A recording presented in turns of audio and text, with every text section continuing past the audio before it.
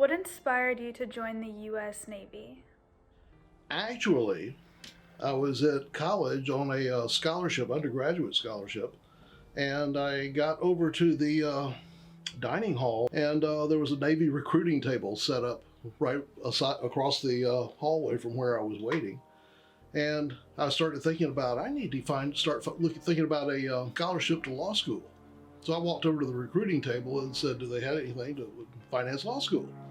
And they said, "Well, we do have the Judge Advocate General Corps, but there's not a direct scholarship, so to speak, for going straight from undergraduate to law school. But we do have this other program where you would learn to be a pilot and be designated a pilot in the Navy." And I said, "Yeah, but I can't be a pilot." And they said, "Oh, sure you can. You can go ahead and sign up for it now and quit anytime you want to, all the way up to when you get your wings. Then you have a commitment because we'd have an investment in you by then." And I thought, well, to go ahead and do that. And they said, "Not only that, you're a freshman. You start accruing seniority right now." Oh, well, this is cool. So I went ahead and signed up, and it just never stopped. How old were you when you joined the U.S. Navy, and what was happening in your personal life at that time? Well, as I said, I was in college when I first signed the first paperwork, but it wasn't a commitment then. Between my junior and senior years in college, that summer, I went to officer candidate school down in Pensacola, Florida, for 8 weeks. It was a 16-week program divided up between 2 summers, between my junior and senior year, and then 8 weeks after I graduated. Can you describe one of your experiences early on in the Navy? Well, one of my experiences, first off, going through officer candidate school is completely different than anything I had been through before. Being an athlete, I had already learned about being disciplined or being having to organize your schedule and keep everything flowing. But then being faced with a Marine drill instructor for 2 8-week periods, that nothing you could do was good enough.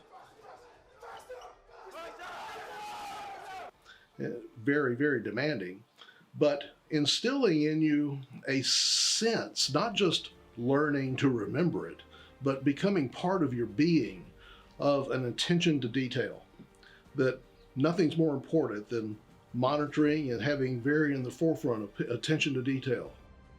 What are 3 takeaways from this experience that you kept with you? Well, 1, that attention to detail. 2, it's just a drive to where finishing the job correctly is the only way to finish, and whatever it takes. What are some of the hardships you faced during the beginning of your career? Well, for any naval officer, it's moving is always a difficult thing. There are quite a bit of moves to cities where you've never been before or never lived before. Learning to do that, learning that it's a 24/7 job, that, yeah, we try to conform to if you're not on deployment, if you're not forward deployed, keeping weekends, but every hour of every day the Navy owns, and you may be scheduled for that anytime, all the time. But it just is what it is. That's what the nation demands. Can you describe one major event that happened during the middle of your career? For a Navy pilot, your career is divided up into first officer candidate school. That's about a half a year. Then flight training, that takes just under 2 years. Then your fleet squadron. First fleet squadron, where you're rotating between forward deployed for 6 months, then back for 6 months to a year. I went from being just a new instructor to being the chief pilot in all of Pensacola, all the squadrons there. And it resulted in having to go to funerals at Arlington 18 times while I was scheduled there. Friends or colleagues, squadron mates of mine, other pilots. What was your thought process during this experience? Well, again, that attention to detail. In teaching someone else to fly who has never flown before, piloting an aircraft is very, very difficult from anything people have done before because of the three-dimensional environment. You used to drive in a car, and that's one dimension, maybe going up and down hills, but you're still attached to the road.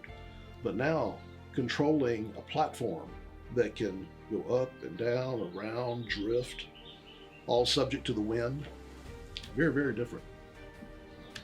How did you deal with the traumatic experiences that you had? Focus. Have to focus on what you're doing. I mentioned losing friends when I was a flight instructor, or friends when I was out in the fleet also. I've been subject to 4 armed conflicts, 4 wars, and all of those had losses in them. And it's easy to get down or feel down about that. You can't let your attention drift. You got to focus. Any Navy pilot you're talking to is undefeated, because if he's ever lost, you wouldn't be talking to him. What was a major event that occurred towards the end of your time in the Navy? One of my last jobs, I was executive assistant to the Commander, Naval Air Force. Admiral who had in his command all of the nation's aircraft carriers, all the nation's naval wings within all the naval aircraft squadrons. So this was an extremely responsible and impressive position. We went through and selected which aircraft carriers would be commissioned, which ones would be built. This was a multi-billion-dollar job. Also the ones that would be retired. We've used up those multi-billions of dollars, and now we're going to put them away either into a museum or being scrap. How do you think you've helped the world through your assistance in the Navy?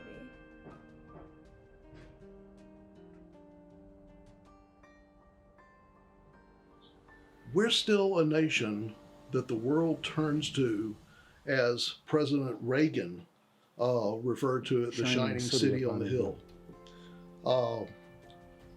More than half the world's population is under oppression, under tyranny.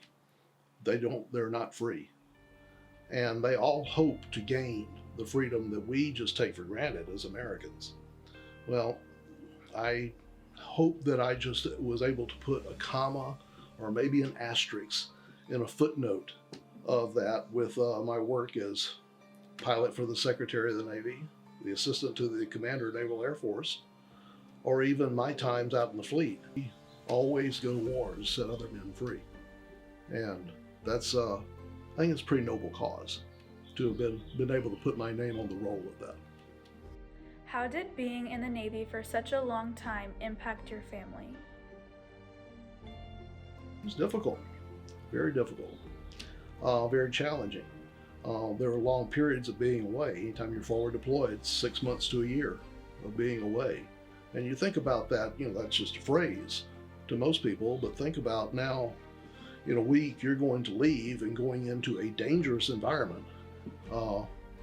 Think about aircraft carrier landings or takeoffs in storms at night, even during peacetime. That's a regular part of the operations. And you're not going to be home at night. You're not going to be home on the weekends. You're not going to be home next weekend, next month, 2 months from now, 3 months from now. I mean, think about change of seasons. Well, the seasons are going to change 3 or 4 times before you come back home again. How has being in the Navy impacted your daily life today and who you are as a person? Well, there's a plus and a minus to that. I'm very detail-oriented, very driven, and expect others to be, and sometimes can be impatient with those who don't see the same priority for that. But produce good work. My current post-Navy career, now I do things that I'm the only person in the world who can do them, as far as just specific aviation functions for airlines or other aviation organizations, manufacturers like Boeing, airlines like Delta, American, Southwest. or even foreign airlines like Lufthansa.